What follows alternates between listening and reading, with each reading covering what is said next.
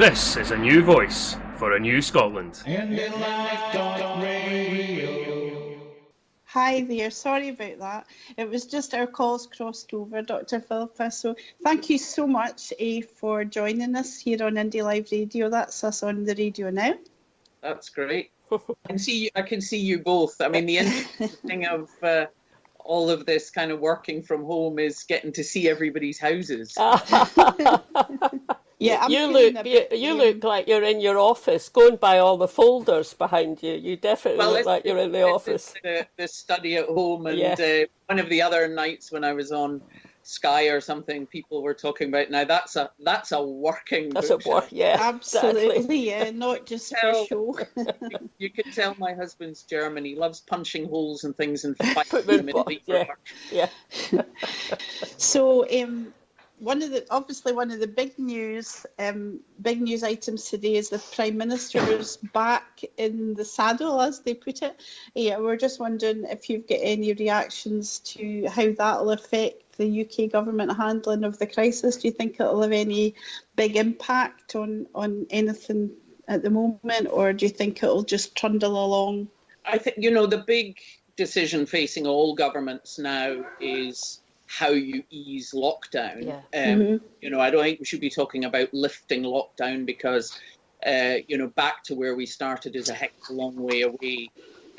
We're not ready to do anything yet, but it will be eased in tiny baby steps. What I think you might see with the return of the Prime Minister, though, is a little bit more decisiveness in the sense of what will that mean, actually trying to pull the plan together in how they envisage easing lockdown. I think you've had a little bit of a feeling of being in a holding position, and those left in charge, including Dominic Raab, being perhaps a little bit nervous of making any significant decision that the Prime Minister might not agree with. So you might see a little bit more movement in when they get to it, what do they envisage? How has the crisis affected you? Are you managing to participate in Westminster to a certain extent? I know it's in the infancy really of using remote technology. Have you been able to participate in any committees or in any? There hasn't been any votes. There haven't been any votes yet, have there? There haven't been any votes, and ironically, despite the complete reluctance to consider electronic voting in the House, they are now setting up the technology that we would be able to vote remotely. Obviously, a maximum of 50 MPs can attend in person, which would mostly be London MPs, and the rest of us take part virtually. I actually took part in the first day last Wednesday when we had a COVID statement from Matt Hancock. I took part in that. So I've already been through the virtual Parliament. We've had private committee meetings today. I take part in a public committee meeting with the future relationship with the EU committee that I'm on with my colleague Joanna Cherry. And we're taking evidence from Michael Gove. So, yes, I mean, it's very different, obviously, from what it was, but I'm taking part in that. And actually, constituency work is massive at the moment. So many constituents are falling through the gaps of the provision that's been made. We all welcomed what the Chancellor brought forward, but there's lots of people who don't qualify for support at all for all sorts of reasons. We had constituents stranded abroad, all of these kind of things. So actually, from a parliamentary point of view, it's quite busy for all of us. And I'm also involved with my local NHS Health Board, again, as well as part of the COVID response. In terms of your constituency, there'll be a huge range of issues that your team and yourself have to deal with. A lot to do with business, maybe like small business owners in the area. Is that a big thing? Ayr specifically isn't in my constituency. I'm kind of Prestwick. No, that's fine. But Central Ayrshire, but the issues will be the same everywhere, to be honest. I mean, my team are normally really busy as it is dealing with predominantly benefit issues, things like universal credit and personal independence payments and tribunals and so on. So, my team are normally pretty busy with that. But as you say, a lot of small businesses where their business has dried up, and they're trying to literally mothball it or help it survive through this. So I've had to write to the Chancellor, I've had to write to the Scottish Government, and they responded very quickly. There was the issue of businesses being given one grant per business rather per property. Many of us wrote about that because that meant small local chains of coffee shops or bars or whatever were still only getting one payment. And the great thing is Kate Forbes responded to that and has actually modified the... I noticed that, yeah. Very well. So you got a quick response. I was just going to say, on Friday we were talking to George Kervin, and we were talking particularly about the impact on the Scottish economy of the whole virus crisis. And one of the things he mentioned was a report that the Scottish Government chief economist came up with, I think last week or the week before. Last week, I think it was included a survey of small businesses, and George said something like half of them were saying that they didn't really feel that they think they had the cash resources to keep going for more than 3 months, which is devastating.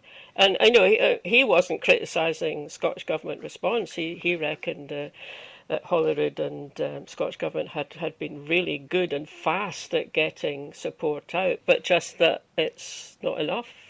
Well, I think for different businesses, the challenge is how long the lockdown goes on in its full sense, what steps it can be eased by, and exactly what new normal looks like. I mean, there will be some businesses such as holiday businesses, aviation, etc., which will probably be among the slowest to pick back up again. I think it will be quite a while before people want to fly away on holiday or take cruises or anything from the experience in this. Obviously, things like pubs, cafes and restaurants will take quite a long time before they're open, and even when they are, there may need to be physical distancing within them, etc. So a tiny number of tables in comparison to what before. So there's a need to prepare for what the new normal looks like, and even when some of these businesses get to open in some form, it'll still have repercussions on them.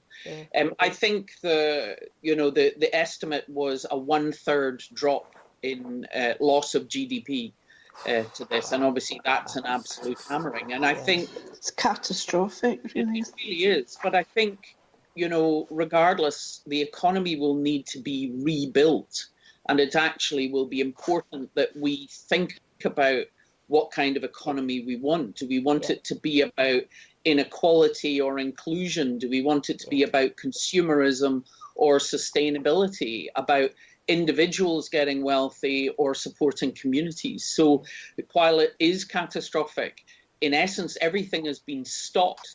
We've seen incredible invention within the NHS, within the care system, and we need to actually take that invention forward and harness it. What kind of economy do we want to have, and how would you build a more secure, more robust, but a more sustainable and equal economy going forward? So in some ways it's really an opportunity to create and build something better.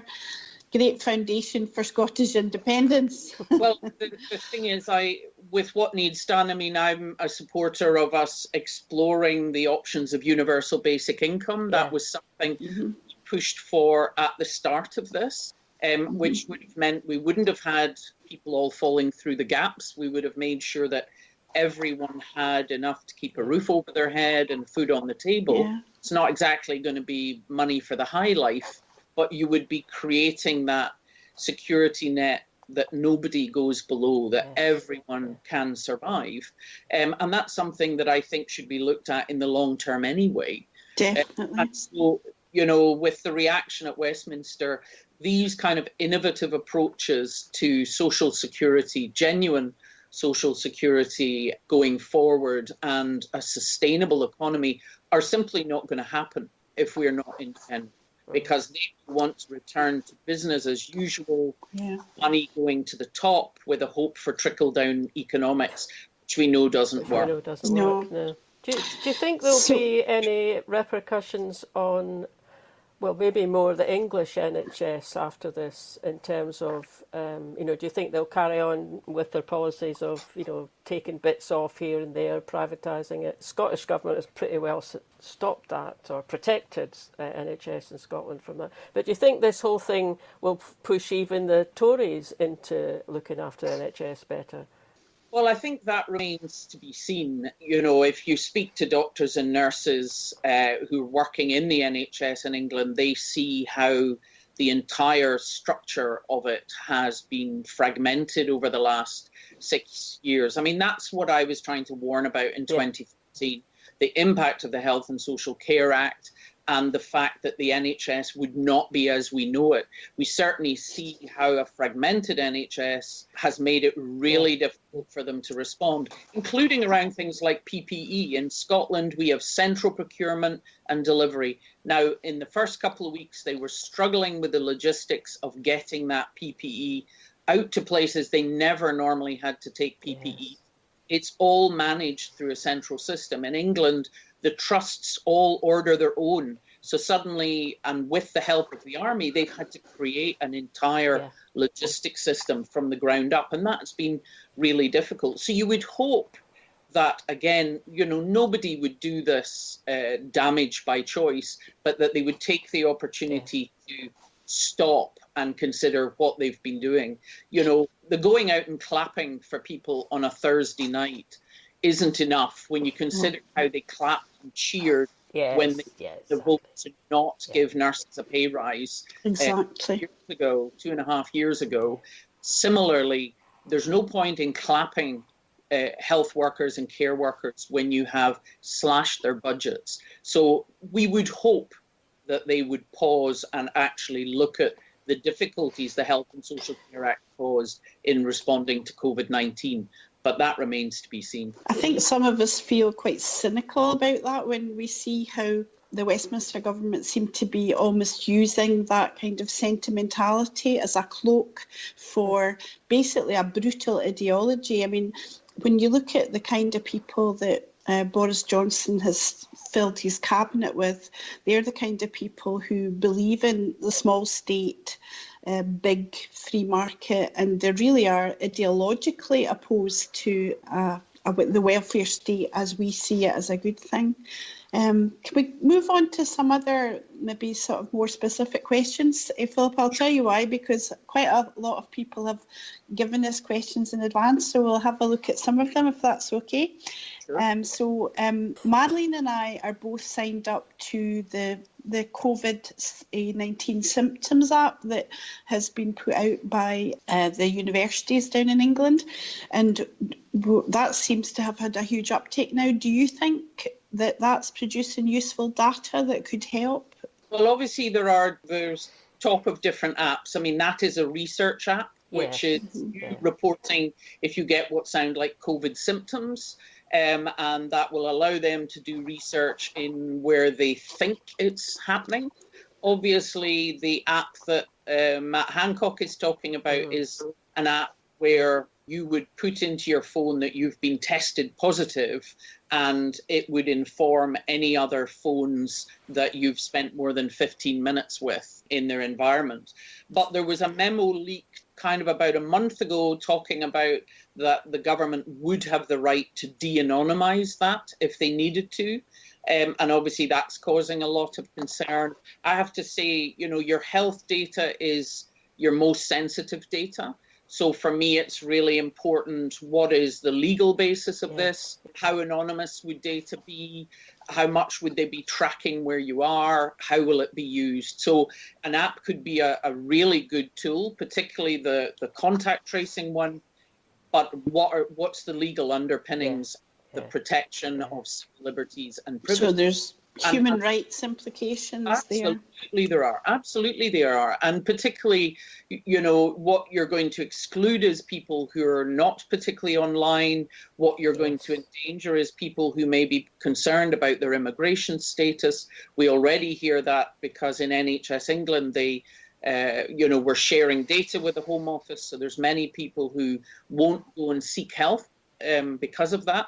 So there's a lot to be worked out. It could be a very useful tool, but you still require public health networks. You still require traditional public health teams, including contact tracers. So even if they are using data from these kind of apps, you still need someone who understands the principle of contact tracing, because we have that at the moment for sexually transmitted diseases, for TB, for other notified diseases. So we have a contact system in place. It would just need to be scaled up massively to deal with the sort of numbers we're talking about with COVID-19. Yes, I was listening to the interview that you did on Broadcasting Scotland, and during that discussion, it came up that one of the problems is that because of all the austerity cuts, that network of public health organisations with contact tracers has been hollowed out and run right down. So I just wondered, I think Jane Freeman mentioned yesterday during the briefing that they're planning on employing about 1,500 people in total in Scotland to do contact tracing. Is that something that you have got a view on about how effective that can be implemented? We still have our directors of public health who are within the NHS, who are within health boards. What really happened was within NHS England is public health was moved into local government. It had massive cuts to funding, and then Public Health England was set up so that a lot of the public health people are in kind of big regional hubs rather than more diffusely out around the country. So it's those changes you describe are really very much in England. And in England, public health has had just swathing cuts to it over the last 5 years, particularly when it moved into local government. And they've even seen things like smoking cessation, sexually transmitted disease services, etc., having to be cut back. So they will have a greater rebuilding to be done. But equally, the public health system in Scotland hasn't faced anything like this in our lifetime. You are still talking about having teams led by the most experienced, but needing to have enormous teams of people who are willing to come forward and be trained as contact tracers. Mm-hmm. I listened to the Andrew Marr show yesterday, and he interviewed Professor Christoph Fraser. I think he's Oxford. That might not be true, though. Anyway, he was talking about how the app worked, the contact tracing app. And what struck me about it was it seems to be a way of being able to home in on people who do not have any symptoms, but who may be in those few days when they could be passing it on. Because, as you said, if they've been in contact with someone who does have symptoms, they'll get a text, and at that point, they'll get asked to stay at home, for a few days. And when I heard that, I thought, oh, that's brilliant, because that's been one of the big difficulties with this, isn't it? All these people who you've no way of knowing if you've got it or not, but you may be passing it on. I mean, it appears as if you get some people who will become, infectious a couple of days before they get symptomatic, which is a problem. And that's a contrast to SARS-CoV-1, which broke out in 2002. You actually were most infectious once you were fully symptomatic. So it was much easier to identify people. I mean, when I raised the issue of asymptomatic spread in the middle of March, Matt Hancock denied it and was claiming it was very rare, whereas evidence suggests it can be up to 50%. Yeah. So it's absolutely such an app that would simply, if you have a test, the idea of such an app that would anonymously highlight to people that they might have been in contact with a case absolutely would be a huge benefit. But you need about 60% of the population to sign up to it. Yeah, thanks very much for that. Obviously, it's so important, that information about the app. Yeah. I've got a question here from one of our regular listeners, Crosstix up in Aberdeen. And he's asking about the control of the body, a totally different sort of take us off at a different issue, because we're so lucky to have you and we've got so many different questions. So he's asking, do you think Scotland should control the border to prevent what he calls escapees heading north Do you think that's something? In actual fact, I would add as well, it's not just people heading from England into Scotland, it's also to do with people in Scotland, like from the Central Belt, maybe head into more remote parts of Scotland. And I know the Scottish Government's already done quite a lot via Caledonian McBrain. But what do you think, Philippa? Sorry. Well, I mean, obviously, people are not meant to be travelling far away from home. And obviously, as you say, the Scottish Government have empowered Caledonian McBrain to not carry people to the islands, etc. Obviously, sadly, as we are not independent, we do not control our border, not just the land border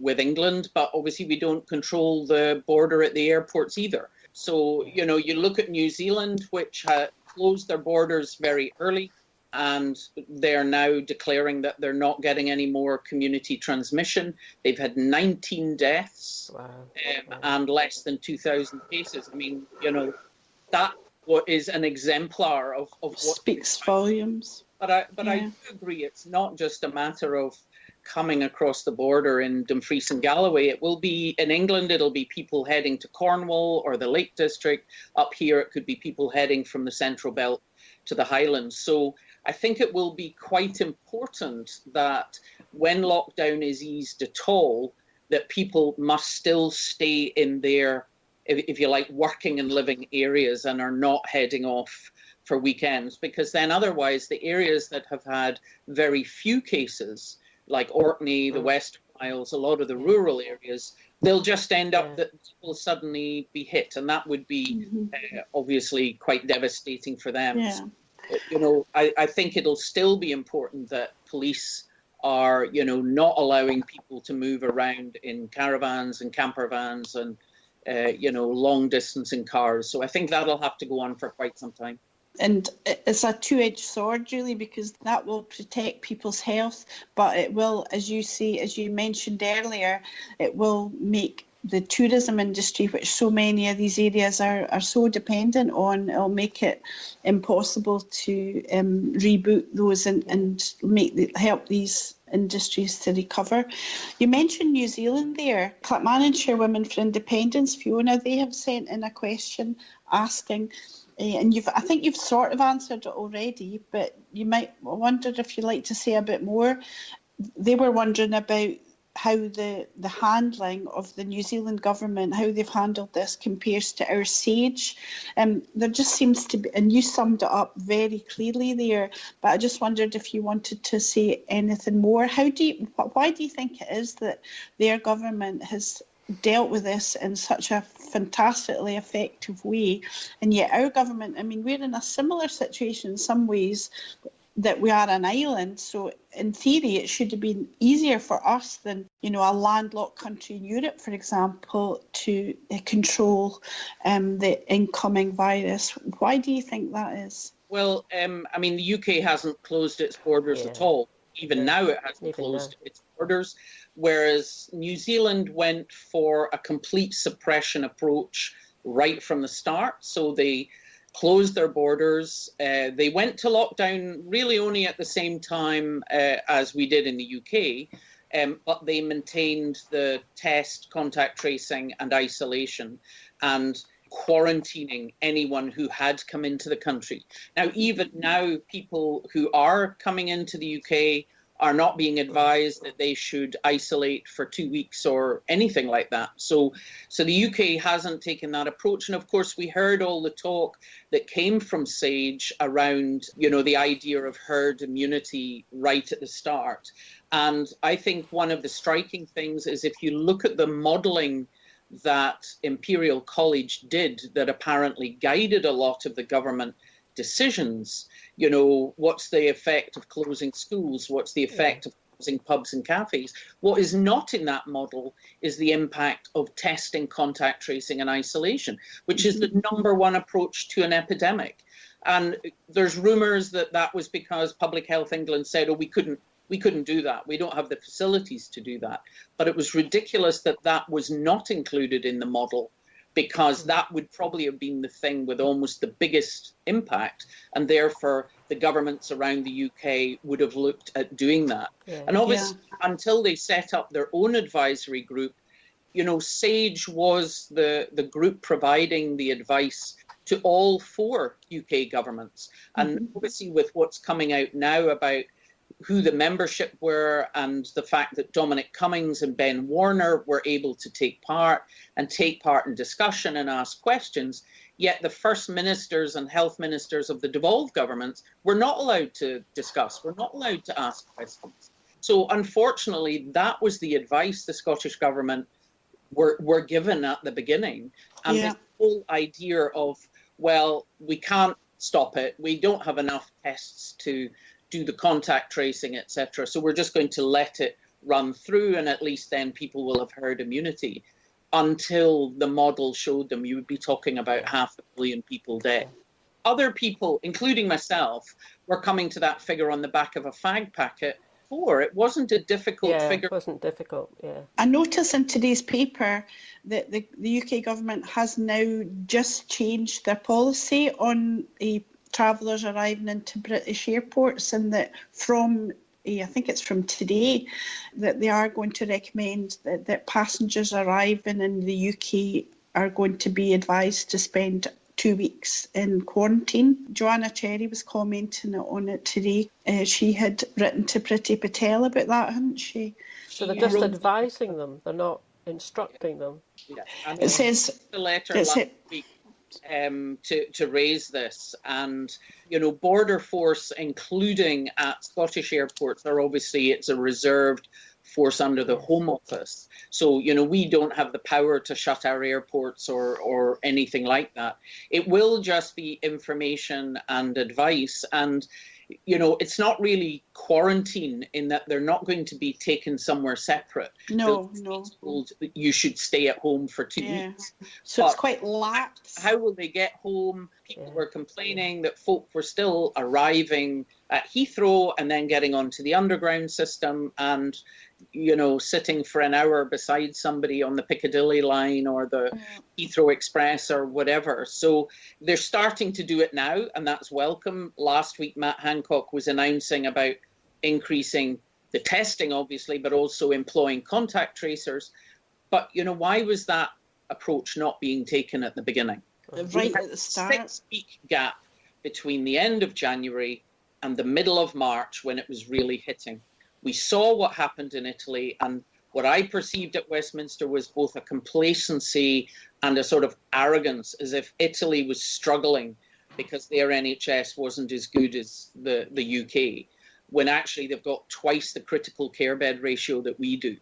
And just there for 6 weeks being lost that could have got these things in place then. I welcome them now, but they could have been in place. And I notice actually the article says the scheme is said to have been agreed by ministers and officials, and I can't believe this, could be rolled out as early as next month. That doesn't give you much of a sense of urgency, does it? Travellers arriving will have to fill out a landing card giving details of where they're staying, and anyone who does a bunk from the address could face a hefty fine. But as you say, how it's not a separate facility, they could go wherever they are. Do we really have the facilities to check that these people are actually going where they're saying they're going? And as you say, how they're getting there, by taxi, by train, by underground? I don't think we do, and nor have facilities been set up to quarantine. I mean, in Wuhan, when people went for testing, they didn't get to go back home until they got their test result to show that they were negative. If they were positive, they were put in hotels. If they were ill with it, they were put in hospitals. Obviously, that's not been the approach here at all. It's all been home isolation, either within your room trying to avoid your family, or later it became with your family, knowing your family would get infected. But the thing is also in England, the lockdown was never as strict as it was here in Scotland, in that people were allowed to go to work. If they couldn't work from home, the comment from Alok Sharma was, well, we have to keep the economy going, so non-essential construction can continue, non-essential manufacturing. Whereas obviously the First Minister here has literally been trying to create the tightest lockdown we possibly can. Yeah. Marlene, have you got any more questions there that you on our list of questions that you'd like to ask Philippa? Yeah, there's one that we had. I'm sorry, I haven't got a note of who asked us. Oh, maybe it was me. Ha.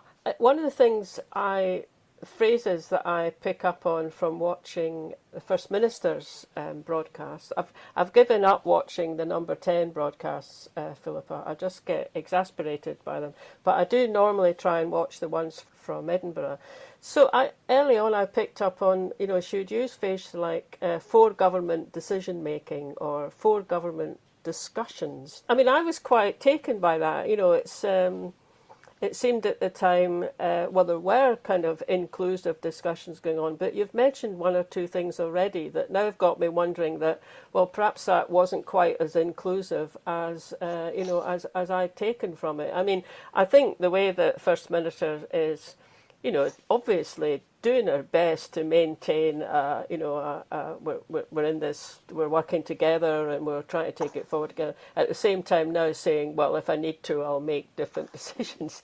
But do you think that for government setup really was as good as I might have taken? I think that when we've seen some of the ire at the First Minister speaking out when she advised against large gatherings, she took an absolute pasting in the English media and from politicians commenting on that when she closed schools a little bit earlier. The fact that our lockdown is tighter, etc., has all been criticised. And we heard, comments very much that she should know her place and that decisions were going to be made within the UK cabinet and taken to Cobra rather than agreed at Cobra. And as we said, with the SAGE meetings, the fact that the First Ministers of the devolved governments couldn't even ask a question within the discussion. So, let's just say it's not been, a gathering of equals in the way that they would see it.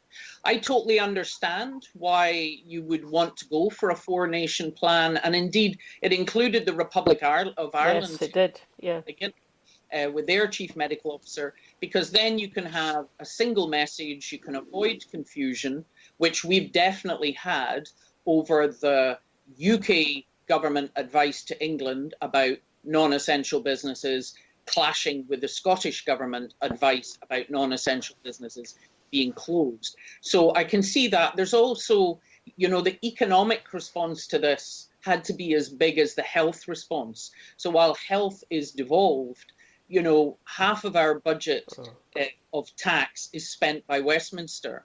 They still control macroeconomics. They control the Bank of England. They control the DWP. So unfortunately, not being an independent country, we couldn't deal with all of this by ourselves. If we had been, then like Denmark, which was the first out of the blocks to fund the furloughing of staff and the paying of 3/4 of their salary, the Scottish government, with their own currency, their own central bank, would have been doing exactly the same.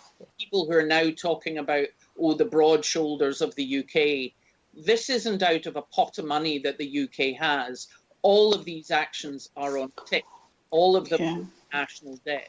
And by border. Scotland would have been doing exactly the same. So while I think there wasn't a great choice, what we did see was the First Minister often being a little bit quicker and a little bit stricter in movements. I would say what we didn't do strongly enough was the testing and contact tracing at the beginning. But equally at that point, the advice coming to the Scottish government was coming from SAGE. That was saying, testing and tracing, we can't keep up with that. We're going for herd immunity, etc. So that's the advice the Scottish government were getting from the experts. And I think part of the problem with Boris Johnson's cabinet that you referred to earlier isn't just their ideology. He seems to surround himself with yes men. He wants people who agree with him rather than having experts in his cabinet who will challenge him, who will come up with the other ideas and say, I don't think we're on the right track here. And I think that's always a problem in government if you're not willing to have people who challenge your presumption. Yeah, We've seen that in the past, haven't we, when there was one of the ministers, the Secretary of State for Northern Ireland, who was very well respected, and he got rid of, and basically they reckoned that was because he had disagreed with Boris on a particular issue, a matter of conscience and integrity, really. Yes, well, the thing is, the groups in Northern Ireland felt that he was the most active and committed Secretary of Northern Ireland in years, and were very positive about him, and yet he was thrown out simply because he was putting forward the need to have a sensible solution for Northern Ireland. And to be honest about what that position is, it was the UK government that put forward the proposal that the border should now be in the Irish Sea. And they accepted the withdrawal agreement and have signed the Northern Ireland Protocol. And now they seem to be reneging on things and saying different things to different people. And obviously he will have challenged that. And it was many of us across the House of Commons were sorry to see him go.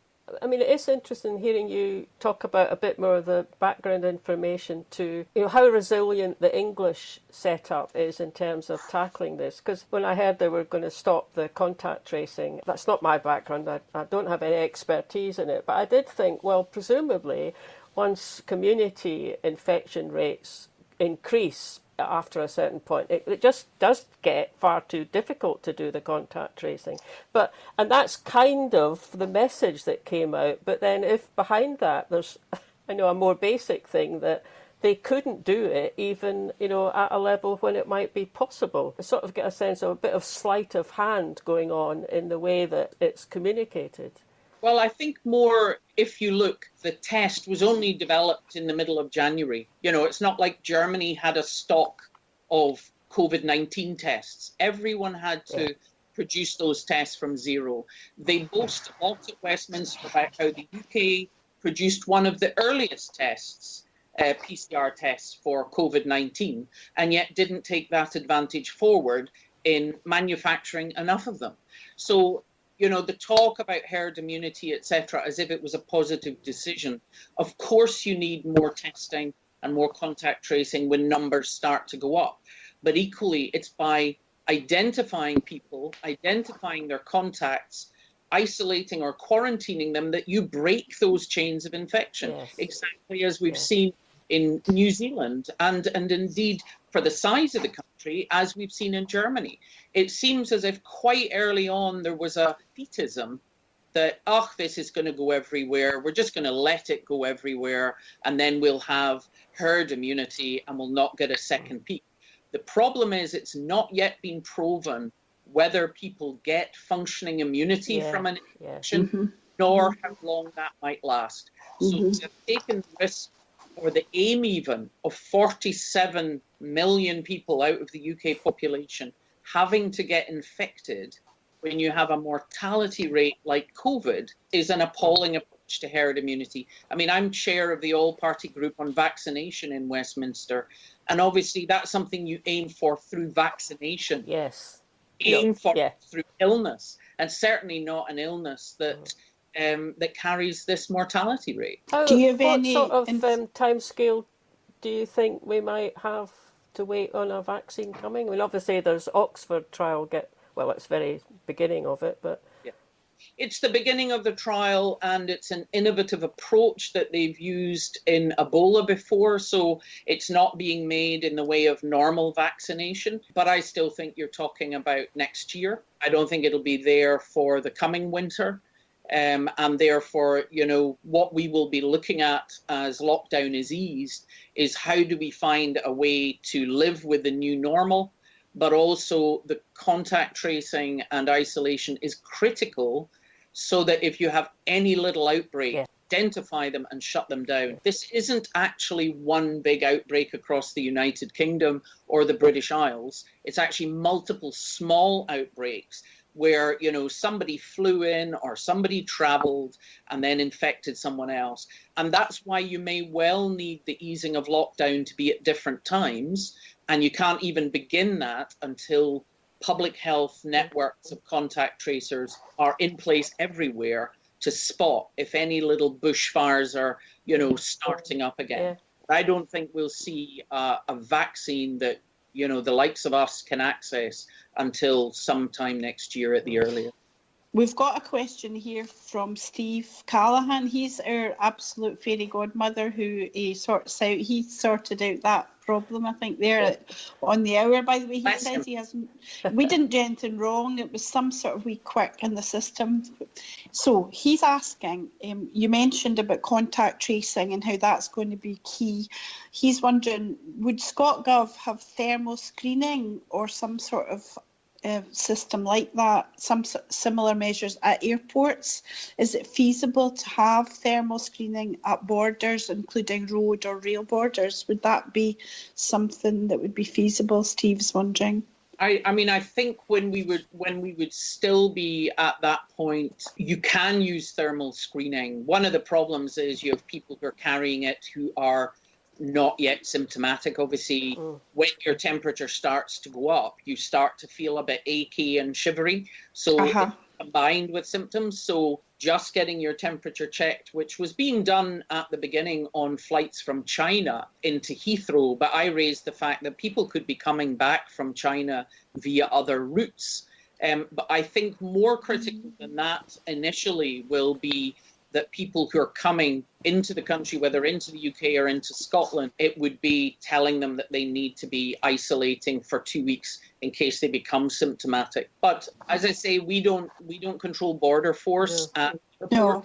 But, I think the Scottish Government will be looking at, and hopefully, obviously, the UK Government are anyway, is behind the passport control or behind the landing control, because it could be people from London, that you would be then having advice stations or, information stations, or you can be doing temperature checks.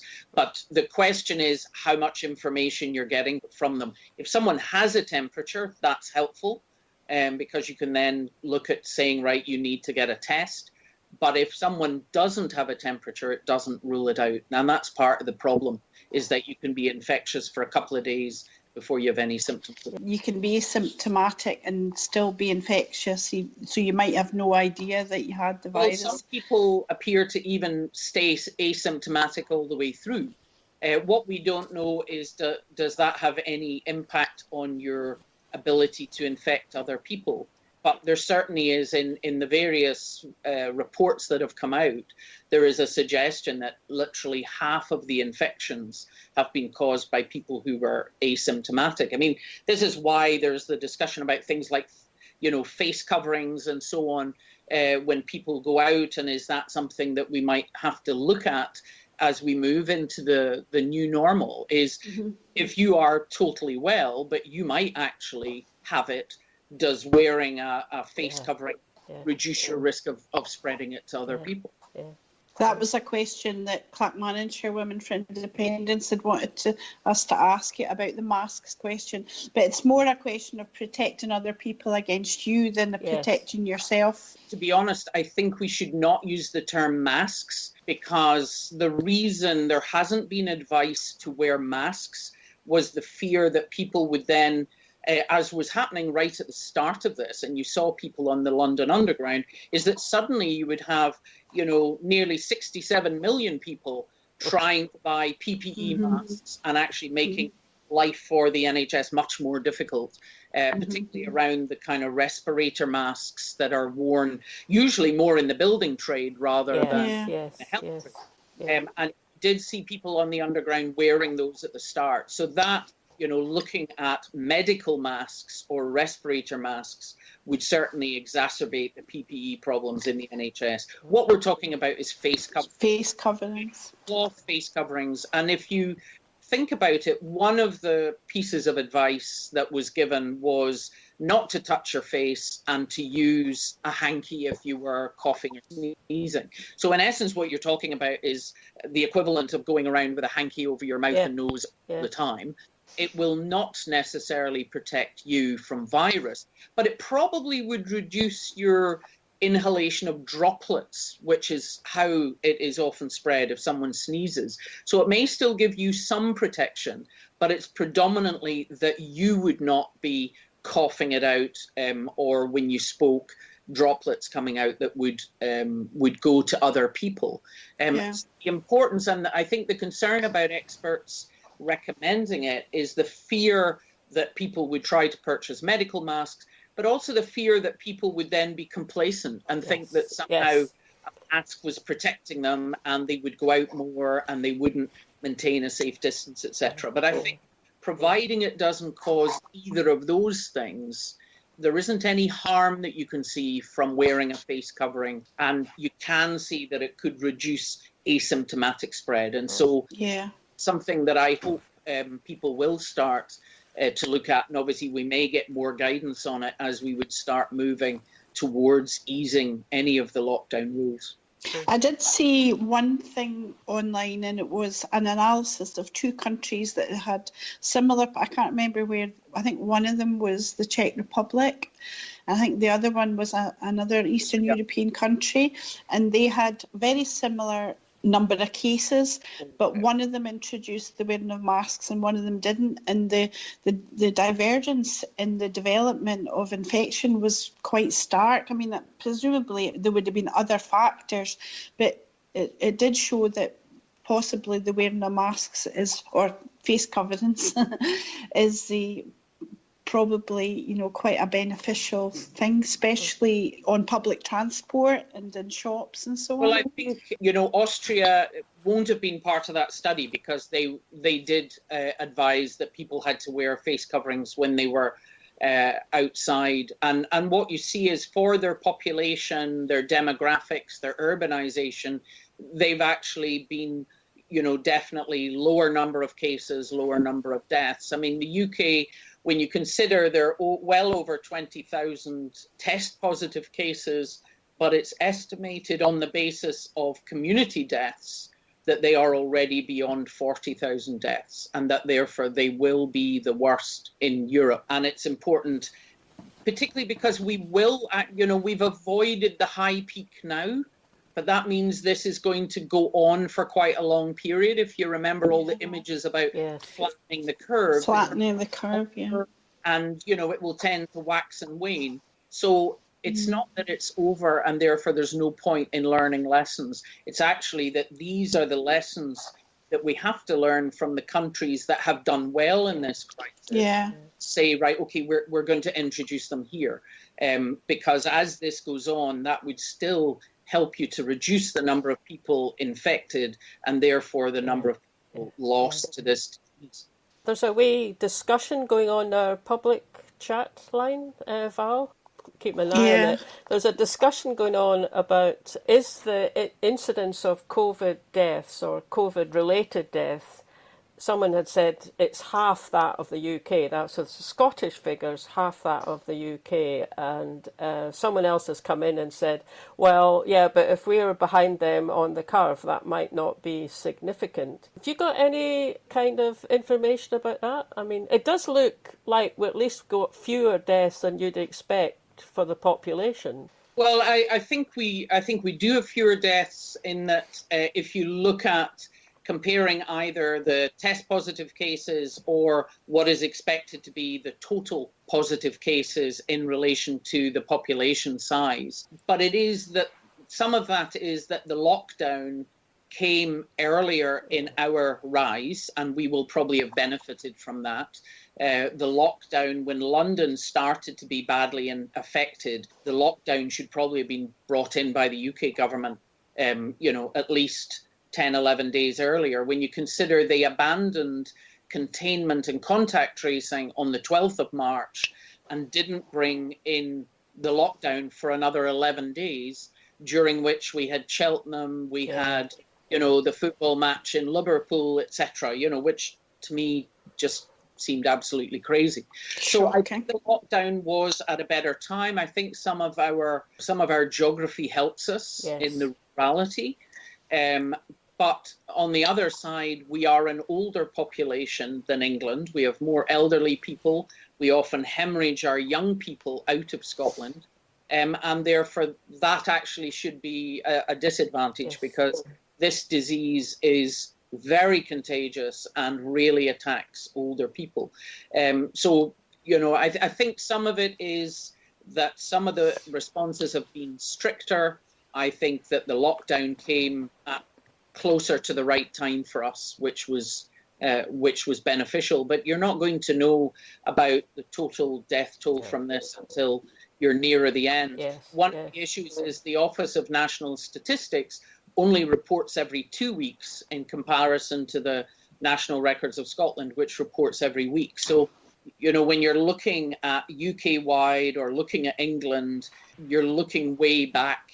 And therefore, I think there was an article in the Financial Times that extrapolated that difference back in early April and therefore said, well, if that's the case, what you're talking about is the total is probably double the people who got test proven. I did wonder where they got that double from, because, in the Scottish figures, it's about 2/3 of the cases are hospital deaths, aren't they? Which wouldn't double it, but I hadn't realised they'd done an extrapolation. I've got another comment and question here. Quite an interesting one from Ray Indypram, who's one of our presenters and regular contributors. He's put a thing in our chat room saying that, asking if you've got any further information about something that he's heard about, that he says that NHS doctors have been issued an urgent alert about a sharp rise in the number of children being admitted to intensive care with a coronavirus-related condition. He says that in an alert sent to GPs, health chiefs said there is growing concern that COVID-19 related inflammatory syndrome is emerging in children in the UK, and the quote is, "Over the last 3 weeks, there has been an apparent rise in the number of children of all ages presenting with what he calls a multi-system inflammatory state requiring intensive care across London and also in other regions of the UK." And Crossstick says he's also seen that, so they must have read it online. They haven't said the source of it, but certainly it's in quotation marks. I don't know, is that something? And Crosstix is saying that's particularly worrying, especially as there is talk of the schools going back in a limited way.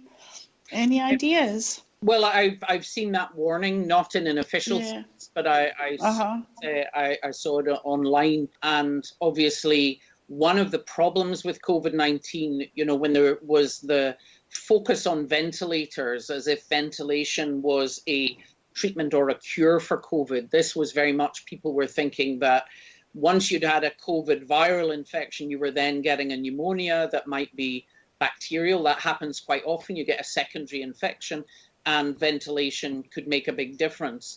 Unfortunately, ventilation is not proving helpful in COVID and is often more of a symbol of how very ill you are. And what we're seeing is that COVID-19 seems to affect all sorts of parts of the body. It's affecting the heart, it's affecting the liver, it's affecting the lining of blood vessels, and it also seems to cause what's called a cytokine storm, which is your immune system overreacting. So it's not the virus making you ill, it's actually your immune system fighting back with all of its weapons, but it's like friendly fire. It's just attacking everything. I haven't seen any papers written up on what this is, but just that alert sounds as if what we're talking about is seeing cases like that. Now, there have been a number of children who've been affected by COVID throughout this, but the number has always been very, very tiny. And what I don't know is the number of these cases. It just says there have been a number.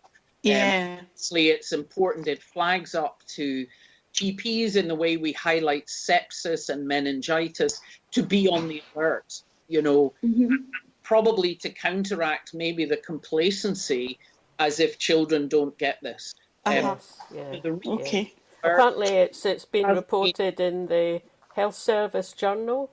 That's what the Guardian are saying just now. It might be possible to open the schools and have pupils there with social distancing, but they were talking about having classes of 10. I saw that. But I mean, for a lot of teachers, that's like a third of the class, not half the class. So I just wondered about the practical implications of being able to manage something like that? I don't know if that's something that's maybe not you so much. You seem to know about everything right enough. So. I don't claim that, but I certainly have spent the last few months reading everything I could find on COVID-19. Well, I mean, what I have seen was more talking about classes of a maximum of 15 rather than 10, and that you might therefore have a week about. You might have morning and afternoon shifts, but equally then you have a changeover at lunchtime that's hard to manage. So it's probably better that you're talking about a whole day, and whether it's a different class the next day or the next week. But that's why the First Minister was beginning to put out her report. You know, the easing of lockdown is not close as yet. You know, we need to see the number of new cases falling much more than it is doing. But all of the preparation will take a lot of time. So you need directors of education to know that that's how we might be thinking. You need the NHS to be preparing for how do we still look after our COVID patients and yet begin to get cancer treatments underway again. So, you know, the Isle of Man apparently came out of lockdown on Friday morning or you know, eased lockdown. And yet when I was doing an interview with BBC Ulster on Thursday night, exactly what that was going to mean hadn't been published. You can't do that. You know, I know the First Minister is being attacked as if she'd undermined the stay-at-home message. And I felt like saying to the people who were interviewing me on Thursday, did you actually bother watching her press briefing? You know, she wasn't undermining that message at all. No. But she's been very careful about that, actually. Very clear. And we need to know that it's not a matter of lifting lockdown. It will be easing lockdown. It will be in baby steps, and it will be to a new normal. And I think that's quite important for people psychologically to be preparing for that. Yeah. Been getting our public services and our businesses to be thinking, how could I run my business in the new normal? I think that's all really, really critical. So I think it's exactly that you need time to work out the logistics of how we bring children back to school, because the concern is that, you know, there will be vulnerable children who are not coming to school even though they should be allowed to attend at the moment. Definitely. And also the loss and impact on, you know, all of these children by being out of education for months and months, you know, till September or August. So I think it's important we look at what is the art of the possible without endangering either the children or the teachers. And that is really important. I think Marlene's got a question for you about another subject. It's going to have to be the last one. Yeah, fine. Okay. I was just really aware of the time, actually. You've been very generous with your time. Sorry, we're terrible for hanging on to so this one. But I've got a committee this afternoon. Oh, right, I need to get your lunch. It's just knowing the strength of your connection with the people in Gaza, Philippa, and you know, in Gaza itself, but then Jordan, there's, you know, millions of refugee camps, same in Syria, Turkey. But have you had any contact with how things are affecting them here? Because you don't get it in the news. Oh yes, no, I've taken part in a few virtual meetings and roundtables, including health contacts in Gaza, and hoping to take part in one which would also be discussing the West Bank and so on. Obviously, in Gaza, with 2 million people squashed into a tiny space that's 5 miles by 25 miles, if it got to run wild there, the impact would be devastating. And they literally have about 60 odd ventilators. So, I mean, they simply don't have the critical care beds. So early on, my advice and advice from others, and indeed the approach they're following, is to try and very much do testing and quarantining.